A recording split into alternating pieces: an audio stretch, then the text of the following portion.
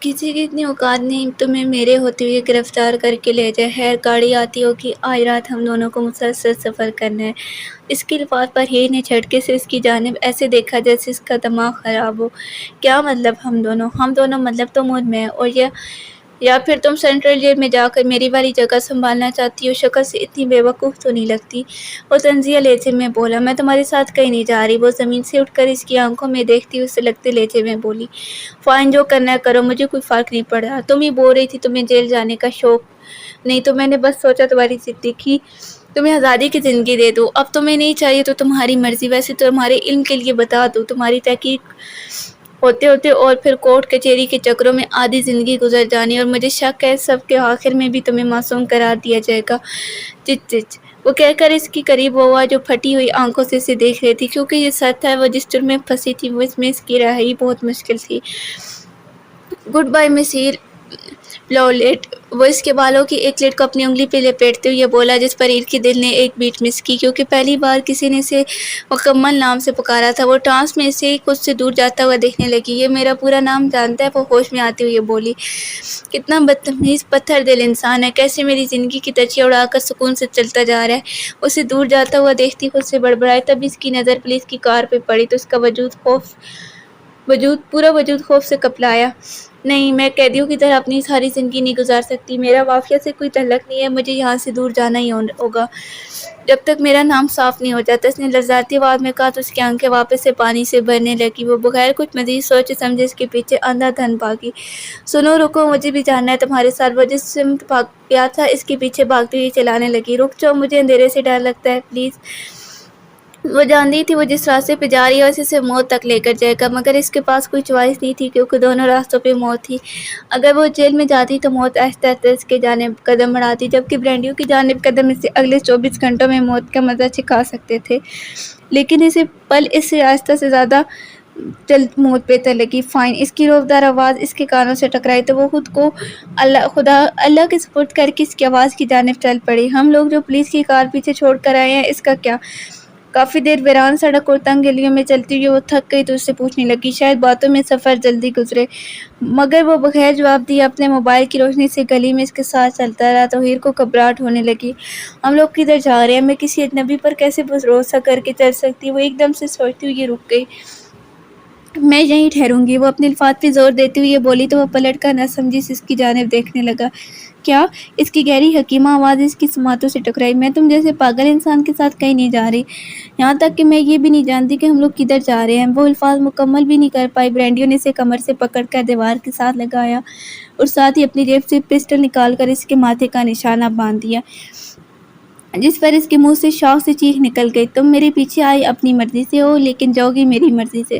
اب تمہیں میرے ساتھ چلنا ہی ہوگا، بے شک تمہیں پسند آئے یا نہیں، ورنہ میں تمہارا سر گولی سے اڑا دوں گا۔ اس نے اس کی ڈارک براؤن آنکھوں میں دیکھتے ہوئے وان کیا جو بھیگنے کو بےتاب تھی۔ ہیر کی ریڑھ کی ہڈی میں خوف کی لہر دوڑی تو اس کی ذرا سی بھی جرأت نہیں ہوئی کہ وہ انکار کر سکے۔ سمجھ آیا یا نہیں؟ اس نے اس کی کمٹی پر پسٹل کی نوک لگاتے ہوئے پوچھا، جس پر وہ نہ چاہتے ہوئے بھی خوف سے سر ہاں میں ہلا گئی۔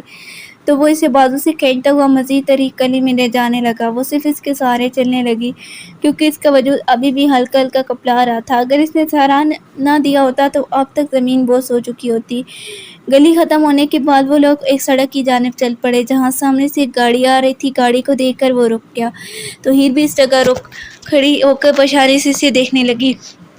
جب گاڑی قریب آ کر ان کے پاس رکی تو اس کے اندر سے نکلنے والے آدمی کو دیکھ کر اس کا منہ کھل گیا، کیونکہ یہ وہی آدمی تھا جو اس کی بلڈنگ کے نیچے کھڑا تھا، اور آج بھی وہ بلیک رنگ کے لباس ہی میں تھا۔ تم اپنے کہے کے مطابق نکل آئے ہو، لیکن تمہیں نہیں لگتا اس بار جو راستہ تم نے چنا وہ آسان نہیں تھا، مشکل ہو سکتی تھی؟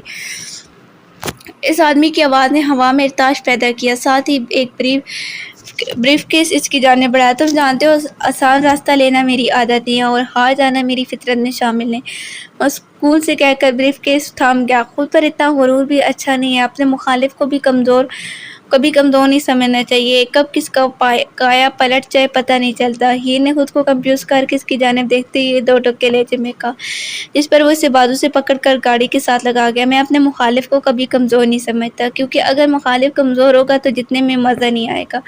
وہ پسٹل کی نوک کو اس کے چہرے کے سائڈ پہ ٹچ کرتے بولنے لگا، جبکہ وہ سانس روک کے اس کی گولڈن بلیش آنکھوں میں دیکھنے لگی، جو ہر جذبات سے خالی تھی۔ مخالف کو بہادر اور باہمت ہونا چاہیے تاکہ اسے دھیرے دھیرے توڑنے میں لطف پائے۔ اس نے اس کے اقوال میں سرگوشی نما کہا تو ہیر کی دھڑکنیں خوف سے بے ترتیب ہونے لگی۔ تبھی اس نے ایک ہاتھ اس کی کمر کے پیچھے سے لے جا کر گاڑی کا دروازہ کھولا اور اسے گاڑی کے اندر پھینک دیا۔ کچھ پل تو ہیر کو سمجھ ہی نہیں آیا کہ آخر ہوا کیا، لیکن جب تک اسے احساس ہوا تب تک گاڑی کا دروازہ واپس سے لاک ہو چکا تھا۔ مجھے باہر نکالو، ایسے زبردستی نہیں کر سکتے، وہ دروازے کے اوپر پنچ مارتی بولتی، کیونکہ وہ نظر انداز کرتا اس آدمی سے باتیں کرنے لگا جو گاڑی لے کر آیا تھا۔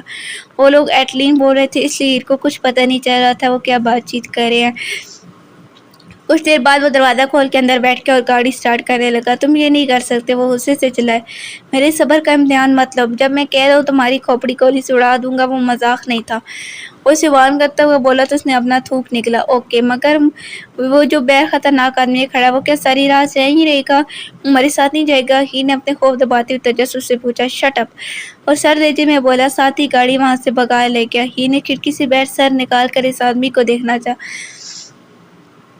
مگر وہ دھوئیں کی طرح وہاں سے غائب ہو چکا۔ اب اس کو کیا آسمان نکل گیا یا دھرتی کھا گئی؟ وہ لب چباتی ہوئی واپس سے گاڑی میں سیدھی ہو کے بیٹھتی ہوئی خود سے بڑبڑائی، ہم کہاں جا رہے ہیں؟ اس کا دل رونے کو چاہ رہا تھا، مگر وہ اس بے حس آدمی کی وجہ سے اپنے آنسو ہرگز مزید ضائع نہیں کرنا چاہتی تھی۔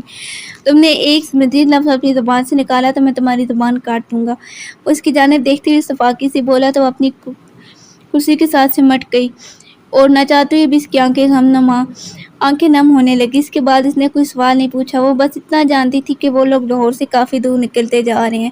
خاموشی سے روتے اس کی کب آنکھ لگ گئی وہ نہیں جانتی تھی۔ آس پاس ہلکے پھلکے شور کی وجہ اس کی آنکھ کھل گئی تو اس نے ونڈو سے باہر دیکھا جہاں ابھی بھی اندھیرا تھا، پھر ایک نظر اپنی دائیں جانب دیکھا جہاں وہ سکون سے گاڑی چلا رہا تھا۔ مطلب یہ سب خواب نہیں تھا بلکہ ایک کڑوی سچائی ہے۔ وہ اپنے آپ کو خود کے سینے میں چھپاتے منائے، کیا وقت ہوا؟ کچھ دیر بعد اس نے نرمی سے پوچھا، 5 بج چکے ہیں۔ اس کی خشک آواز گاڑی میں گونجی۔ ہیر کا دل کیا وہ اس سے پوچھے ہم کہاں ہیں، لیکن جس طرح کے اتار چڑھاؤ وہ اس کے منہ پر ایک سوال کے بعد دیکھ رہی تھی، دوسرا سوال پوچھ کر اپنی جان مشکل میں نہیں ڈالنا چاہتی تھی، اس لیے خاموش رہی، کیونکہ وہ جانتی تھی جب تک وہ خود نہیں چاہے گا نہیں بتائے گا۔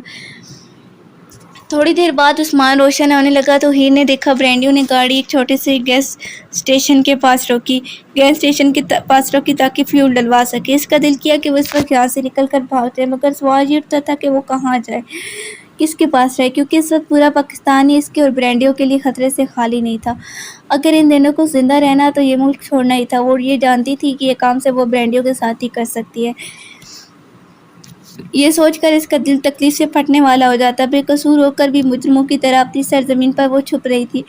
صبح سے واپس شام ڈھل گئی تھی اور شام رات میں بدل چکی تھی۔ ہیر کو شدید سردی کا احساس ہونے لگا۔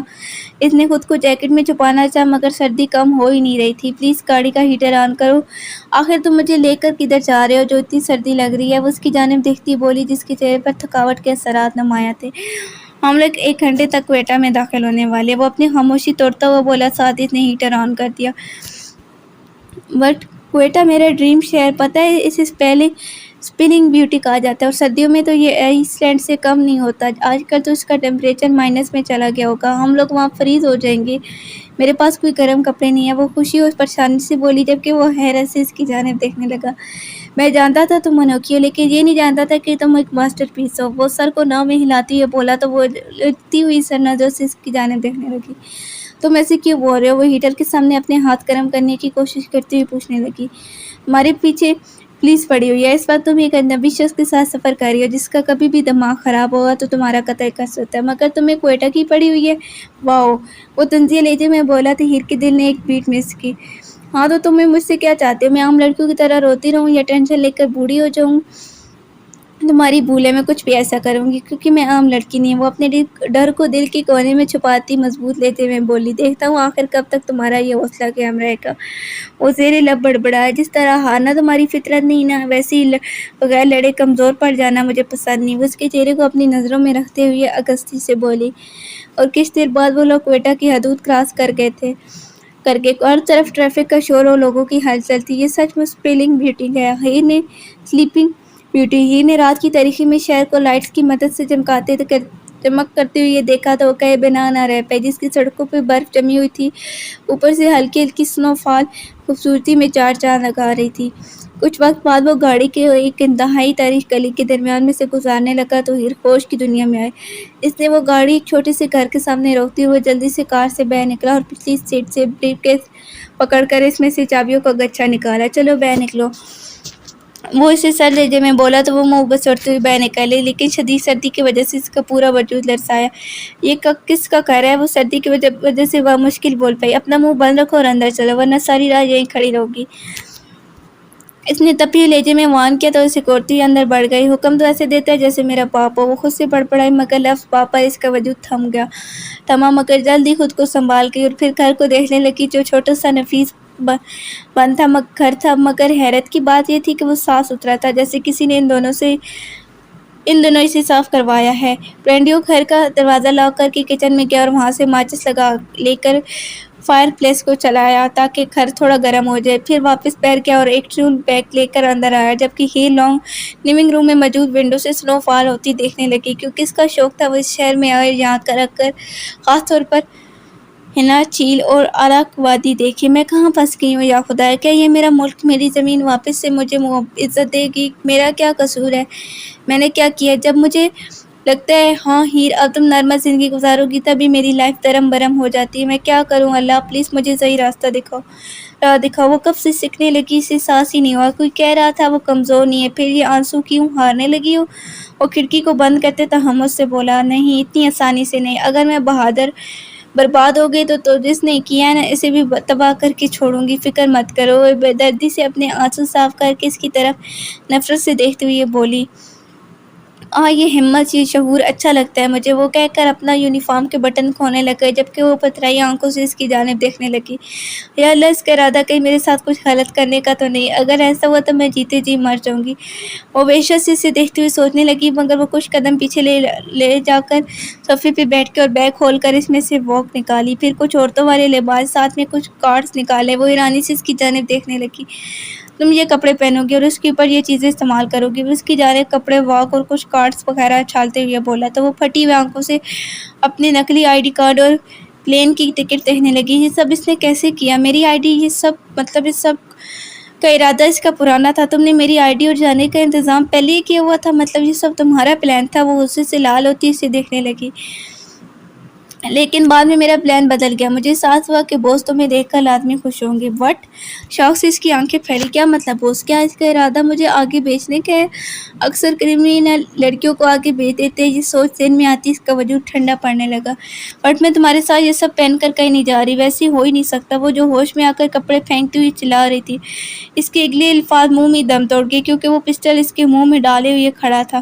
یہ کپڑے اٹھاؤ اور جا کے بدل کے آؤ، جیسا میں نے کہا ہے بالکل ویسے ہی کرو، ورنہ اس پسٹل میں جتنی بھی گولیاں تمہارے حلق میں اتار دوں گا۔ وہ سلیقتی نظروں سے اسے دیکھتے ہوئے بولا، جو وحشت اور خوف سے اسے دیکھ رہی تھی۔ جب اس کی جانب سے کوئی جواب نہیں آیا تو اس نے پسٹل پر پریشر بڑھاتے ہوئے ٹریک پر انگلی رکھ دی، تو ہیر نے جلدی سے ہاں میں سر ہلا کر اس کے ہاتھ کو اپنے منہ سے پیچھے جھٹکا، کیونکہ وہ اس سائیکو کے سامنے کوئی رسک نہیں لینا چاہتی تھی۔ تم بہت برے ہو، وہ کچھ دیر بعد اپنی دھڑکنوں کو نارمل کرتے ہوئے ڈر اور غصے کے ملے جلے اثرات میں بولی، ساتھ ہی زمین سے کپڑے اٹھانے لگی، زیادہ بکواس نہ کرو اور جو کہا ہے وہ جا کے کرو، تمہارے لیے بہتر ہوگا۔ وہ اکڑے ہوئے لہجے میں بولا تو ہیر اسے کور کے رہ گئی۔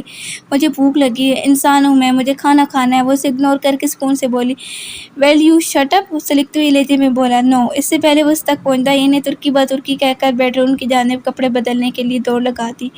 اندر جا کے اس نے دروازہ لاک کر دیا اور وہیں دروازے کے ساتھ پشت لگا کر لمبے لمبے سانس لینے لگی۔ وہ جو اس کے سامنے خود کو مضبوط ظاہر کر رہی تھی، اندر آتے اس کا حوصلہ ٹوٹ کر وہ بچوں کی طرح رونے لگی۔ شیر چپ ہو جاؤ، تم اسٹرانگ ہو، کسی میں اتنی ہمت نہیں تمہیں توڑ پائے۔ وہ آنسو بے دردی سے صاف کر کے واش روم میں گھس گئی تاکہ فریش ہو کر اس کے دیے ہوئے کپڑے پہن سکے۔ کچھ دیر بعد وہ بلیک رنگ کا گاؤن، اس کے اوپر جیکٹ، ساتھ اپنا سر بینگ پہن کر اس کے سامنے کھڑی تھی، جو اسے سر تا پاؤں دیکھ رہا تھا۔ اپنے منہ پہ میک اپ لگاؤ، اس نے میک اپ باکس اس کی جانب بڑھاتے ہوئے یہ کہا تو وہ بغیر سوال کیے مرر کے سامنے کھڑے ہو کے خود کو میک اپ کرنے لگی۔ جب وہ کر کے اس کی جانب مڑی تو اس نے اسے گریس لینس پکڑائے جو اس نے آرام سے لگا لیے۔ اس کے بعد اس نے ہیر سے کہا کہ روم کی ونڈو کے قریب جا کے کھڑی ہو جاؤ، اور وہاں کھڑی ہوئی تو اس نے بیگ سے کیمرہ نکالا اور اس کی ایک تصویر کلک کر دی جو فوری پاسپورٹ سائز کی اس کے اندر سے نکل آئی۔ وہ منہ کھولی اس کی جانب دیکھنے لگی جو نقلی آئی ڈی کی تصویر کو اب اس تصویر سے بڑی حیرت مندی سے بدل رہا تھا۔ تم جب بھی میرے ساتھ کہیں باہر نکلو گی تو میں اسی حلیے میں رہنا ہوگا، مطلب ویگ، لینس اور میک اپ۔ اس کی آواز پر وہ ہوش کی دنیا میں آئی تو جلدی سے ہاں میں سر ہلانے لگی۔ میں فریش ہو کر ابھی آتا ہوں، اگر تم نے میرے پیچھے سے کسی چیز کو ہاتھ لگایا نا تو قسم سے بہت پچھتاؤ گی۔ میں ابھی بہت نرمی سے تمہارے ساتھ پیش آ رہا ہوں، میرے ساتھ مت الجھو، تمہیں صرف بربادی ملے گی اور کچھ نہیں، کیونکہ تم ابھی مجھے جانتی نہیں ہو۔ وہ اسے وارن کرتا میں نے دروازے کی جانب گیس سے لاک کیا اور پھر کچھ کپڑے لے کر واش روم میں گھس گیا، جبکہ وہ خوف اور ڈر سے اپنے لب چبانے لگی۔ مجھے اس جنگل سے نکلنا ہی ہوگا، لیکن کیسے، کیا کروں؟ میں اپنے ہاتھوں کو ایک دوسرے سے مسلتے ہوئے سوچنے لگی، لیکن کوئی بھی آئیڈیا اس کے دماغ میں نہیں آ رہا تھا، جبکہ بے بسی سے آنکھیں ضرور نم ہونے لگی۔ رونے کی جرات بھی مت کرنا، تم کمزور نہیں ہو، اس نے خود کو وارن کیا اور ساتھ ہی کمرے میں ٹہلنے لگی۔ تبھی وہ کپڑے بدل کر باہر نکل آیا۔ وہ اسے کافی مختلف لگا، کیونکہ اس سے اپنے کچھ بال کو گولڈن اسپرے کی ہوئی بلیک جینس اور شرٹ پہنے اس حلیے میں بھی کافی زیادہ ہینڈسم لگ رہا تھا۔ جہاں تک میں نے دیکھا ہے تو میک اپ سے بہت اچھی طرح واقف ہو۔ اس کے کہنے پر وہ ناسمجھی سے اس کی جانب دیکھنے لگا۔ پتہ نہیں تم کیا کروانا چاہ رہے ہو؟ اس نے اپنے گردن کے ٹیٹو کی جانب اشارہ کیا تو وہ سمجھ گئی کہ وہ اپنا ٹیٹو چھپانا چاہ رہا ہے۔ میک اپ باکس دینا پلیز۔ اس کے بولنے پر وہ اس کے باکس پکڑا کر خودکشی کی کر اس پہ بیٹھ گئے، جبکہ وہ اپنے دل کو قابو کرتے مہارت سے اس کی ٹیٹو کو چھپانے لگی۔ کوشش کرنا کہ تمہیں پسینہ نہ آئے یا کوئی گیلی چیز جہاں نہ لگے، ورنہ خراب ہو جائے گا۔ اور اسے چھپانے کے بعد لڑکھڑاتی آواز میں بولی، میں احتیاط کروں گا۔ یہ کہہ کر اس نے مرر سے اپنی گردن کو دیکھا، پرفیکٹ۔ اس کے لبوں سے بے ساختہ نکلا جس پر ہیر کے دل نے ایک بیٹ مس کی۔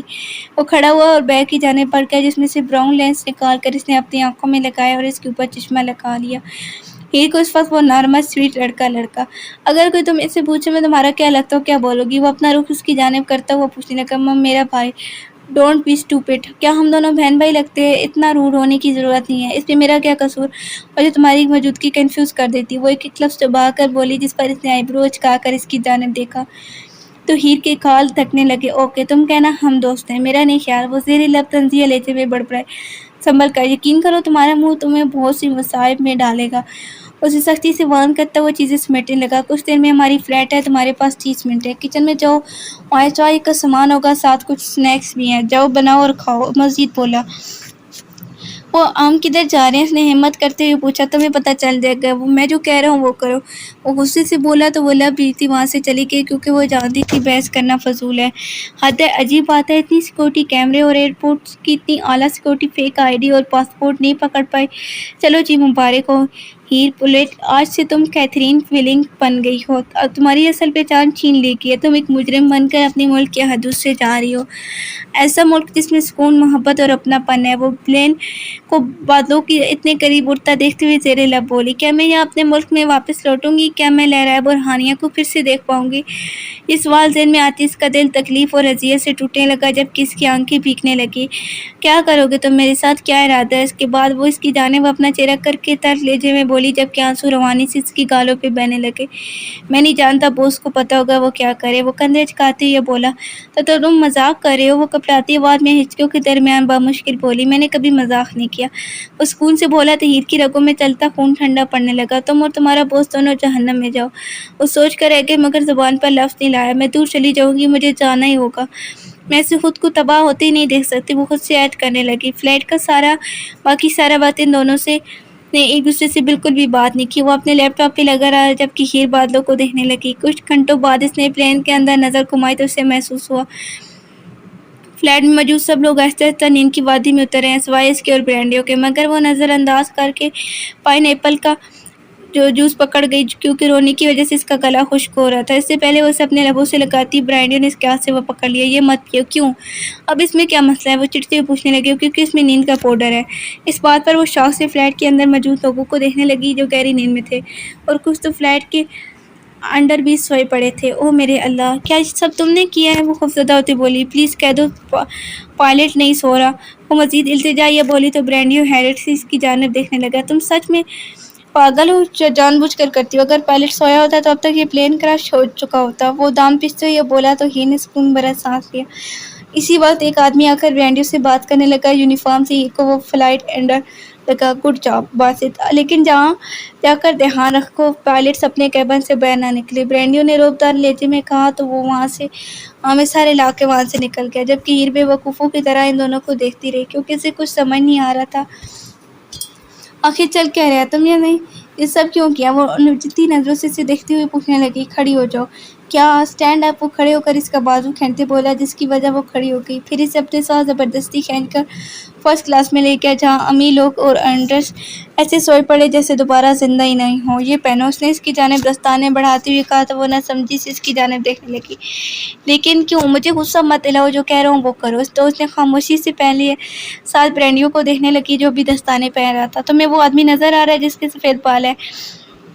اس کے اشارہ کرنے پر ہی نے اس کی نسبت دیکھا جہاں ایک بوڑھا آدمی سویا ہوا تھا۔ او مائی گاڈ، کہیں اس کا ارادہ میرے ہاتھوں اس کا قتل کروانے کا تو نہیں؟ یہ سوچ اس کے ذہن میں آتی اس کا پورا وجود لرزایا۔ اس کے بالکل پاس پورٹ سے دیکھو، وہاں بریف کیس پڑا ہوا ہے، نظر آیا؟ ہی نے دھیان سے دیکھا تو اس کے پاس پڑا تھا۔ ہاں، اس میں ڈائمنڈز ہیں جو اس بوڑھے آدمی کے ہیں۔ تم مجھے یہ کیوں بتا رہے ہو؟ جاؤ اس بریف کیس سے ڈائمنڈ نکال کے لاؤ۔